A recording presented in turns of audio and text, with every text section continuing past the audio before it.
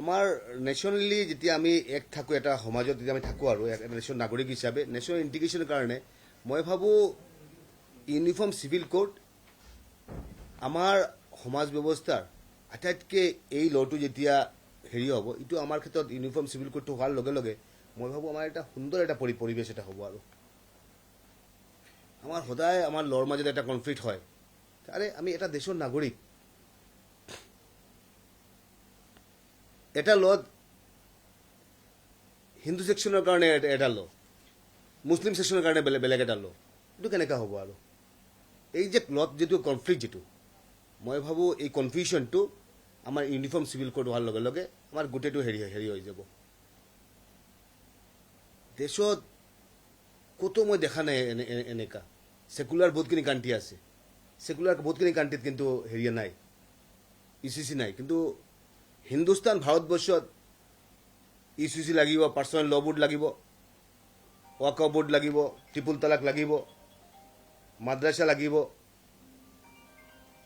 এই যিবোৰ এটা মানসিকতা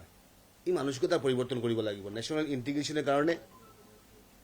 একে সমাজ যদি আপুনি কৈ থাকে আৰু সমাজ ব্যৱস্থা একে আমাৰ আইন সমানে আমাৰ প্ৰত্যেকৰ কাৰণে একে আইন হ'ব লাগে যদি প্ৰত্যেকৰ কাৰণে যদি একে আইন হ'ব লাগে তেনেহ'লেতো ইউচিচিখন লাগু হ'ব লাগে একে লাগে যে আমি আপোনালোকে ছেকুলাৰ কাণ্ট্ৰি কৈ থাকে আমি মানিছোঁ ছেকুলাৰ কাণ্ট্ৰি আমি ছেকুলাৰ কাণ্ট্ৰি আগতে মানিছিলোঁ সংবিধানত কৈছে এতিয়া টু ছেকুলাৰ হ'ব এতিয়া দুইফালে নহ'ব আৰু যে ইউচিচি দি কেনে এটা সম্প্ৰদায়ৰ কাৰণে কিবা পাৰ্চনেল ল' বৰ্ড কিবা 4টা বিয়া পাতিব পাৰে ইউচিচি দি কেনে আপোনালোকে কৈ থাকিব যে জমিৰ ক্ষেত্ৰত যেতিয়া বাটোৱাৰা হ'ব তেতিয়া আপুনি চাব যে ভয়ংকৰ বাটোৱাৰা মই মানে এইটো চাই মেলি মই অভিভূত হৈ গৈছোঁ ভাই কি কথা এইবিলাক কথা আমি আগতে জনা নাছিলোঁ আৰু এতিয়া দেখিলোঁ যে আপোনাৰ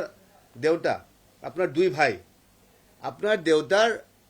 নামত সম্পত্তিটো আছে আপুনি 3 ভাই আছে 3 ভাইৰ সন্তান আছে 3টা সন্তান আছে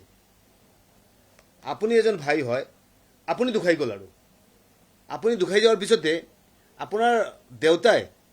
এই আপোনাৰ কেঁচুৱা যিকেইটা আছে বাচ্চা যিকেইটা আছে সেইকেইটাৰ সম্পত্তি নিদিব আৰু বাকী 2 ভাইৰ সম্পত্তি দিব ভাইয়ে সম্পত্তি পাব ল'ৰাবিলাক সন্তানে সম্পত্তি পাব কিন্তু আপোনাৰ এজন সন্তান মৰিলে তাৰ ল'ৰা ছোৱালী কিন্তু এই তেওঁৰ ঘৈণীকে কিন্তু হেৰিটো নাপায় এই অধিকাৰটো নাপায় সেইটো কাৰণে মই ভাবোঁ এইটোৰ ক্ষেত্ৰত আমাৰ সমাজ ব্যৱস্থাতো বহুতখিনি মানুহ আছে যে এমং ইছলাম ধৰ্মাৱলম্বী যে সিহঁতে বিচাৰে ইউচিচিখন লাগু হওক আৰু মই ভাবোঁ যে যদি আপোনালোকে প্ৰত্যেকক সমান কৈ থাকে সমান অধিকাৰৰ কথা কৈ থাকে অৰুণোদয় আপোনালোকক সমান লাগে মহিলা উদ্যমিতা সমান লাগে CM ত্ৰিপুলে সমান লাগে সব অধিকাৰ যদি সমান লাগে তো আইনটোও সমান হ'ব লাগিব আইনটোতো আৰু বেলেগ হ'ব নোৱাৰিব এইটো কাৰণে মই ভাবোঁ আমাৰ মুখ্যমন্ত্ৰীৰ যিটো এটা পদক্ষেপ এই যে চিন্তা চৰ্চা ভাৰতবৰ্ষৰ বুকুত আপুনি চাব যেনেকা বহুতখিনি আইন প্ৰণয়ন কৰিলে আমাৰ মুখ্যমন্ত্ৰী একপিনে আপুনি চাই যদি তেনেহ'লে আপুনি চাব যে ডিৰেক্ট ৰিক্ৰুটমেণ্ট কমিশ্যন আপুনি একপিনে চাই যদি পঞ্চায়ত ব্যৱস্থা আপোনাৰ পঞ্চায়ত ব্যৱস্থাৰ বিল এখন আনি কিনে পঞ্চায়তৰ ব্যৱস্থা আৰু সুদৃঢ় কৰিলে মিউনিচিপালিটিৰ ক্ষেত্ৰত আনিলে চাফাই কৰ্মীৰ কাৰণে আনিলে সেইকেইটা হৈছে যে সামাজিক এটা আমাৰ মানে ডেভেলপমেণ্টৰ কাৰণে এইটো এটা পদক্ষেপ আৰু সমাজখনত যাতে এটা সুদৃঢ় সমাজ যাতে আমাৰ সমাজখনত যাতে মানুহৰ যাতে ছেফটি ছিকিউৰিটি এটা ভাল এটা পৰিৱেশ থাকে তাৰ কাৰণে আপুনি দেখিব মাদ্ৰাছা ৰিপিলিং বিল